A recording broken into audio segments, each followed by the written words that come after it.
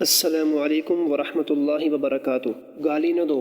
نبی کریم صلی اللہ علیہ وآلہ وسلم نے ارشاد فرمایا، مسلمان کو گالی دینا گناہ ہے اور اس کے ساتھ قتال کفر ہے۔ لعنت نہ کرو۔ نبی کریم صلی اللہ علیہ وآلہ وسلم نے ارشاد فرمایا، کسی سچے مسلمان کے شایع نشان نہیں کہ وہ دوسروں پر لعنت کرتا پھرے، لوگوں کو تباہ کہنے والا۔ نبی کریم صلی اللہ علیہ وآلہ وسلم نے ارشاد فرمایا، جو شخص اپنے آپ کو پاک و صاف سمجھتے ہوئے یہ کہے کہ لوگ تباہ ہو گئے، یعنی اعمال بد میں مبتلا ہیں، تو وہ شخص ان عام لوگوں سے زیادہ تباہ حال ہے۔ جھوٹ کہہ کر ہنسانے والا۔